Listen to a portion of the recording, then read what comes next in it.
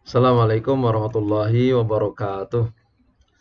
Alhamdulillah fadli somad lam yalid walam yulad walam yakul lahu kufuwan ahad. Asyhadu an la ilaha illallah wa la syarikalah wa asyhadu anna Muhammadan abduhu wa rasuluh. La nabiyya wa la rasulullah ba'dah. Pemirsa yang dirahmati oleh Allah SWT, kali ini kita berjumpa lagi. Pada kesempatan kali ini kita akan bahas tentang masalah waris, ya. Waris itu diambil dari kata warisa, yarisu, warisatan, yang berarti adalah tirkah, harta peninggalan muwaris, artinya orang meninggal dunia. Nah, sedangkan secara terminologi berarti waris itu adalah proses pemindahan harta peninggalan si muwaris, ya, kepada ahli waris, artinya orang yang berhak menerima waris di sini. Ya, tentunya dibagikan berdasarkan aturan-aturan Islam. Nah, disinilah kemudian penting kemudian kita mengetahui tentang kedudukan waris. Kenapa? Karena ini ketika kemudian terjadi terjadi pembagian, maka dan ada orang meninggal dunia dan meninggalkan harta kewarisan, maka ini menjadi penting ketika seorang mewaris mempunyai harta. Pertanyaan yang menjadi pertanyaan, mau diapakan harta ini, mau dibagikan seperti apa, caranya seperti apa, dan bagiannya berapa. Maka ini menjadi kedudukan waris menjadi hal sangat penting untuk kemudian dilakukan. Maka disinilah kemudian waris akan menyelesaikan persoalan-persoalan itu, problem di masyarakat, ketika kemudian seorang mewaris, orang meninggal dunia itu meninggalkan harta. Maka sebagai solusinya adalah pembagian waris itu diselesaikan berdasarkan aturan Al-Quran dan hadis Nabi. Jangan sampai kemudian ketika kemudian kita bingung menyelesaikan pembagian waris ini, kemudian kita selesaikan dengan cara kekeluargaan, ya, tanpa kemudian merujuk mengembalikan kepada Al-Quran dan Sunnah, atau kemudian diselesaikan dengan hukum adat, dengan kebiasaan. Ya wis diselesaikan dengan kebiasaan kebiasaan saja begitu. Sehingga kemudian kadang bagian laki-laki lebih besar gitu, ya, karena laki-laki itu anak pertama gitu, ya. Kemudian yang lainnya mendapatkan bagian yang kecil. Nah, itu kemudian tidak adil. Maka konsep Islam itu dengan adanya pembagian waris itu akan menyelesaikan persoalan-persoalan dan akan dibagikan sesuai dengan aturan-aturan yang ada, dan itu bersifat adil begitu.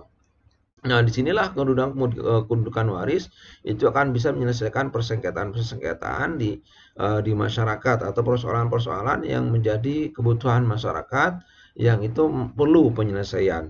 Nah, kemudian selain itu juga kita akan melihat bahwa pembagian waris ini memang tidak hampa, ya, tidak hampa dengan landasan teologis. Sebenarnya ada landasan teologis yang diambil. Pertama adalah Al-Quran, surat An-Nisa ayat 1, surat Al-Anfal 75, kemudian surat An-Nisa ayat 7, surat An-Nisa ayat 8, kemudian surat An-Nisa ayat 9, 10, 11, 12.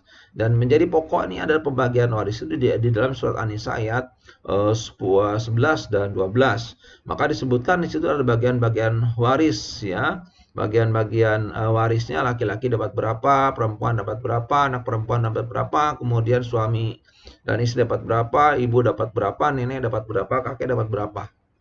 Itu dua orang anak perempuan dapat berapa. Nah, disitulah kemudian akan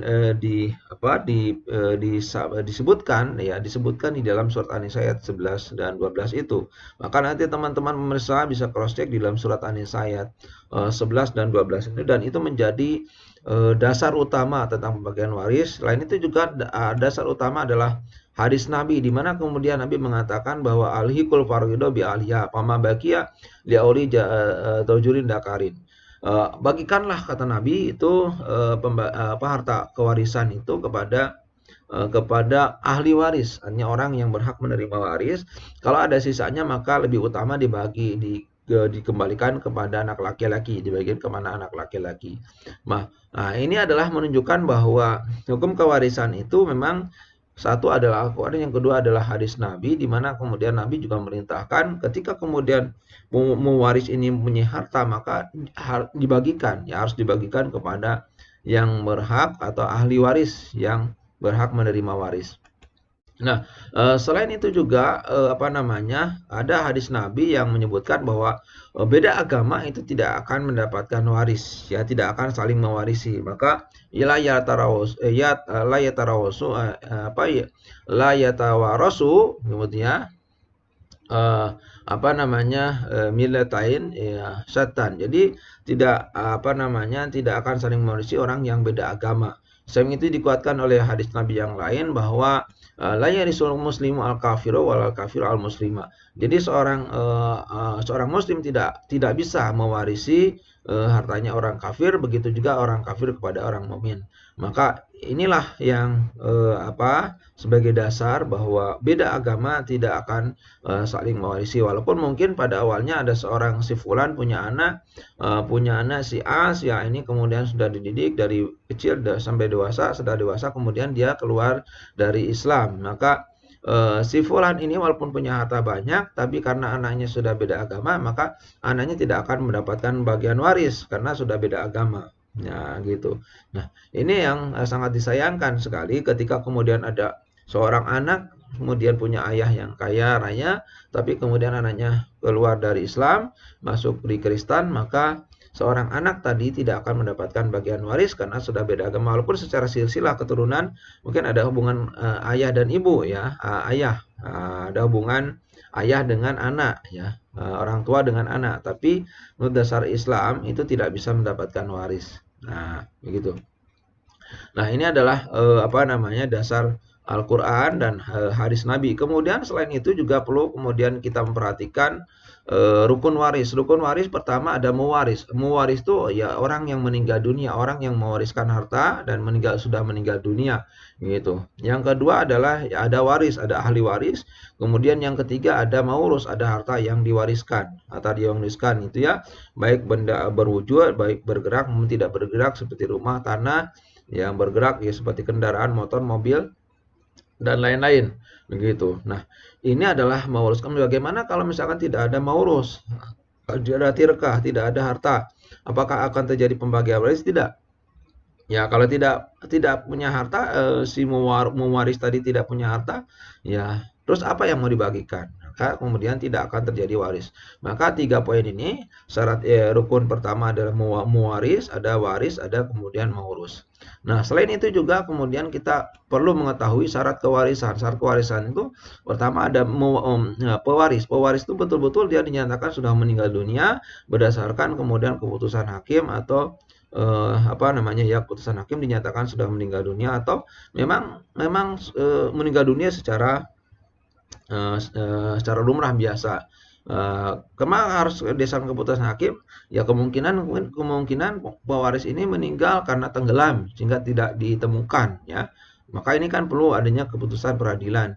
Apakah dia dinyatakan meninggal atau tidak? Nah, gitu.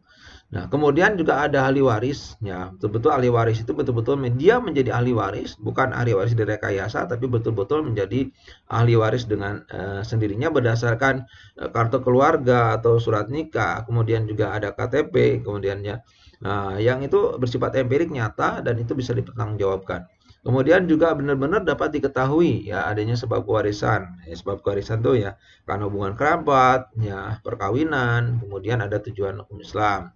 Maka di sini kemudian sangat penting untuk kemudian kita mengetahui itu adanya sebab kewarisan.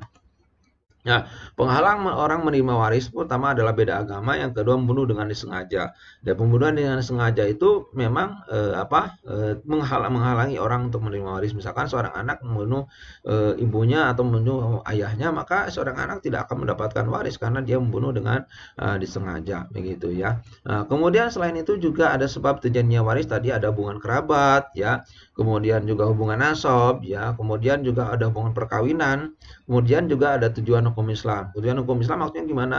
Maksudnya adalah ketika kemudian seorang ahli waris, seorang pewaris ini tidak meninggalkan ahli waris, tapi dia punya harta banyak, maka kemudian nanti diserahkan kepada Baitul Mal. Dari Baitul Mal itu adalah dia menampung harta kewarisan yang nanti akan dari Baitul Mal itu akan digunakan kepada sesuatu yang bermanfaat. Kalau misalkan seorang pewaris ini tidak meninggalkan ahli waris, gitu ya. Nah, itu akan tetap terjadi sebab pewarisan. Walaupun tidak punya ahli waris, tapi nanti akan diserahkan hartanya kepada Baitul Mal. Nah, kemudian pertanyaan ya selanjutnya adalah apa namanya? Siapa sih yang mendapatkan bagian waris ini, laki-laki berapa, perempuan berapa? Di sini ada ahli waris laki-laki dapat 15, ada 15 orang gitu ya. Dari mulai anak laki-laki, cucu anak laki-laki dan seterusnya sampai kemudian seorang laki-laki yang memerdekakan budak. Walaupun kategori memerdekakan budak itu kan kasus perbudakan memang sudah sudah nggak ada ya. Tapi ini perlu saya sampaikan ya, menjadi pengetahuan bagi kita bahwa laki-laki yang memerdekakan budak itu juga termasuk termasuk ahli waris dari 15 poin itu. Kemudian ada ahli waris perempuan ada 10. Dari mulai ibu sampai kemudian seorang perempuan yang memerdekakan budak. Nah, itu ada 10 orang. Nah, itu dari baris keturunan perempuan gitu ya. Nah, kemudian selain itu juga ahli waris di sini ada ahli waris Zawil Furud, ada ahli waris asobah. Ahli waris Zawil Furud itu ahli waris yang mendapatkan bagian-bagian tertentu yang sudah ditentukan di dalam Al-Qur'an maupun di dalam Al-Qur'an seperti disebutkan dalam surat An-Nisa ayat 11 dan 12 itu, di mana kemudian mereka akan mendapatkan bagian-bagian tertentu seperti 1/3, kemudian 2/3, kemudian juga 1/4, 1/5, 1/6, kemudian juga 1/8. Nah, ahli waris Zawil Furud itu ada 12. Yang pertama adalah suami, istri, ayah, ibu, kemudian anak perempuan, kemudian cucu perempuan dari anak laki-laki, kemudian juga saudara perempuan sekandung, saudara perempuan seayah, kemudian saudara laki-laki dan kemudian saudara perempuan seibu ya, perempuan seibu dan juga kakek juga nenek, dia termasuk bagian dari ahli waris Zawil Furud tadi. Kemudian juga ada ahli waris asobah. Ahli waris asobah itu adalah ahli waris ya, dia termasuk ahli waris yang tidak ditentukan bagiannya, tapi dia ketika ada sisa harta dia akan mendapatkan bagian dari sisa harta yang sisa harta peninggalan si mewaris tadi. Nah, kalau misalkan tidak ada sisa, maka dia ahli waris asobah ini tidak mendapatkan harta sama sekali. Nah, kemudian ada ahli waris di sini asobah itu dibagi menjadi dua, ada ahli waris asobah bin nafsi, ada kemudian ahli waris asobah bil ghair. Ahli waris asobah bin nafsi itu ahli waris yang lahir dengan sendirinya. Dia menjadi ahli waris asobah, akan mendapatkan sisa bagian waris dengan sendirinya, seperti misalkan anak laki-laki ini dia tidak ditarik oleh orang lain, dia menjadi ahli waris asobah bin nafsi dengan sendirinya. Kemudian cucu laki-laki dari anak laki-laki, kemudian saudara laki-laki sekandung atau seayah, kemudian paman dan sebagainya. Kemudian ada ahli waris asobah bil ghair. Ahli waris asobah bil ghair itu ahli waris yang ditarik oleh ahli waris yang lain karena ada ahli waris yang lain. Misalkan di sini ada ada anak perempuan. Ada anak perempuan ini dia menjadi asobah bil ghair. Dia karena ada anak laki-laki. Ya, kemudian juga cucu perempuan dia akan menjadi asobah bil ghair karena apa? Karena ada cucu laki-laki ya, karena ada cucu laki-laki. Kemudian saudara perempuan sekandung atau seayah dia akan menjadi asobah bil ghair karena ada saudara laki-laki sekandung ya, atau seayah dan sebagainya. Nah, itu adalah termasuk asobah bil ghair.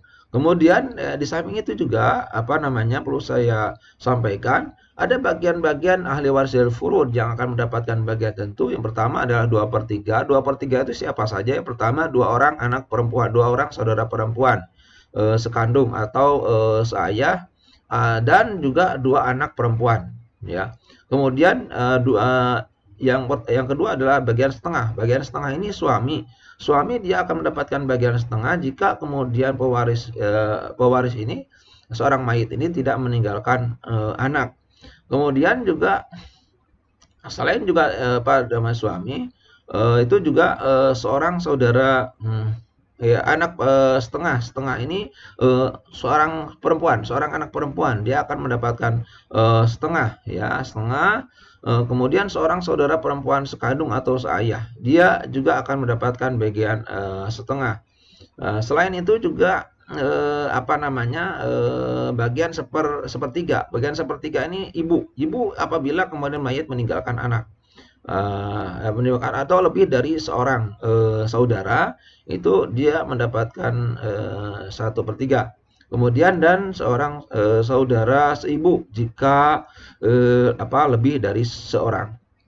Kemudian juga bagian seperempat. Seperempat ini suami akan mendapatkan bagian seperempat jika kemudian mayit itu meninggalkan anak. Meninggalkan anak.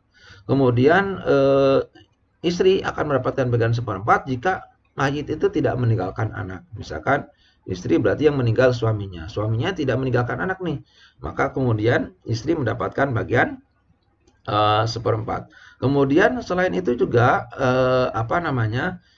bagian seperenam. Bagian seperenam itu siapa saja? Ayah dan ibu dia akan mendapatkan bagian seperenam jika mayit ini pewaris meninggalkan anak yang berhak menerima waris, begitu ya. Nah, selain itu juga ibu juga ibu ini ya. Selain itu, ibu jika mayit meninggalkan saudara lebih dari seorang. Jadi ya, ibu dia mendapatkan bagian seperenam jika mayit meninggalkan saudara lebih dari seorang dan saudara seibu dan seorang saudara seibu. Nah, kemudian selain itu juga bagian seperenam juga di sini cucu perempuan dari anak laki-laki, cucu perempuan dari anak laki dia akan mendapatkan bagian seperenam jika kemudian ada anak perempuan. Ya, jika anak perempuan. Kemudian saudara perempuan sekandung itu nanti dia akan mendapatkan bagian seperenam jika ada kemudian saudara perempuan sekandung, ya gitu ya. Saudara perempuan seayah dia mendapatkan bagian seperenam jika ada saudara perempuan sekandung. Kemudian kakek jika dia mendapatkan bagian seperenam juga jika mayit meninggalkan anak yang berhak menerima waris, begitu. Kemudian juga bagian seperdelapan. Bagian seperdelapan ini khusus istri. Istri itu akan mendapatkan bagian seperdelapan jika kemudian mayit meninggalkan anak. Ya, meninggalkan anak maka istri mendapatkan bagian seperdelapan. Oke, kemudian contoh pembagian waris, misalkan diketahui ahli warisnya ini adalah suami, ayah, ibu, kemudian seorang anak perempuan, kemudian seorang cucu perempuan. Maka hartanya kemudian 90 juta. Maka bagiannya berapa? Gitu, bagiannya berapa? Maka di sini adalah yang meninggal adalah istrinya. Berarti kan meninggal istrinya, kemudian meninggalkan suami, anak, kemudian ibu, kemudian juga satu orang cucu perempuan. Dan juga ayah. Suami otomatis mendapatkan bagian seperempat karena seorang mayit mempunyai anak. Dia mendapatkan bagian seperempat, ayah mendapatkan bagian seperenam karena tadi mayit tadi meninggalkan anak, kemudian ibu juga mendapatkan bagian seperenam, mayit meninggalkan anak, kemudian juga ada satu orang perempuan mendapatkan bagian setengah, kemudian satu orang cucu perempuan mendapatkan 1/6. Maka dicari KPK-nya di sini ada 12 dibagi 4 dapat 3, 12 bagi 6 dapat 2, 12 bagi 6 dapat 2, 12 bagi 2 dapat 6, kemudian 12 bagi 6 dapat 2, maka jumlah bagian warisnya itu adalah 15. 15 berarti kan jumlah bagian waris lebih besar daripada 12 tadi, KPK itu disebut dengan asal masalah. Nah, kalau begitu berarti jumlah bagian waris lebih besar daripada asal masalah disebut dengan aul, maka kemudian tidak ada bagian sisa waris, sebetulnya biasanya seperti itu. Tapi kalau misalkan jumlah bagian itu waris itu lebih kecil daripada asal masalah, biasanya ada sisa. Ya, ada sisanya, maka harus dirodkan, dikembalikan. Ya, yang lebih utama adalah dibagikan kepada ahli waris laki-laki, begitu. Nah, kemudian kalau sudah diketahui seperti ini, kemudian pembagiannya adalah suami berarti mendapatkan 3 setelah dibagi tadi 12 bagi 4 dapat 3/15. 15 itu dari jumlah bagian waris dikali harta peninggalannya 90 juta. Nah, ini perlu saya sampaikan bahwa ini sudah dikurangi utang ya. Artinya ketika terjadi pembagian waris ini mau dibagi seperti ini sudah sisa semuanya. Artinya pertama sudah diurus tajhiru jenazahnya, perawatan jenazahnya, sudah dibayar hutangnya, sudah dibagi harta gonogini, harta bawaan istri, harta bawaan suami. Kalau misalkan tidak ada harta bawaan istri, harta bawaan suami, berarti itu sudah kerjasama, artinya sudah tidak ada harta bawaan istri, harta bawaan suami, karena itu sudah harta itu dicari secara bersama-sama, didapatkan secara bersama-sama, begitu ya. Sudah, berarti tidak ada namanya pemisahan harta gonogini. Tapi kalau misalkan ada harta gonogini, oh ini harta bawaan istri, oh ini harta bawaan suami, maka kemudian yang dibagi adalah harta bawaan suaminya saja.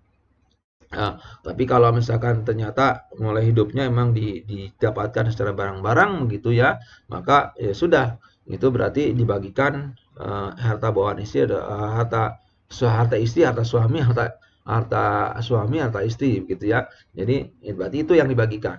Ya. Kemudian sudah dibayar hutang-hutangnya. Nah, ini yang 90 juta ini sudah dipotong semua. Jadi ini sisa gitu ya, semuanya sudah terpenuhi, dan ini sudah bisa dibagikan gitu ya, sekali lagi. Nah, jadi 3/15 tadi jumlah bagian waris dikali 90 juta, maka suami dapat 18 juta, ayah mendapatkan 2/15 dikali 90 juta, 12 juta, ibu dapat 12 juta, kemudian anak ini dapat setengah gitu ya, lebih besar, maka 6/15 kali 90 juta sama dengan 36 juta. Kemudian satu cucu perempuan ini mendapatkan tadi 1/6 ya, 1/6 karena 12 dibagi 6 dapat 2, jadi 2/15 dikali 90 juta sama dengan 12 juta, maka jumlah total adalah 90 juta, berarti tidak ada sisa waris. Tidak ada sisa harta, sudah dibagi semua. Nah, ini sesuai dengan hukum Islam. Maka dalam hal ini berarti kan tidak ada persengketaan karena semuanya mendapatkan bagian waris. Nah, oke, terima kasih. Syukron ala husni imamikum. Mudah-mudahan ini pembagian waris ini, masalah waris ini bermanfaat bagi pemirsa dan teman-teman mahasiswa yang dirahmati Allah SWT. Terima kasih. Assalamualaikum warahmatullahi wabarakatuh.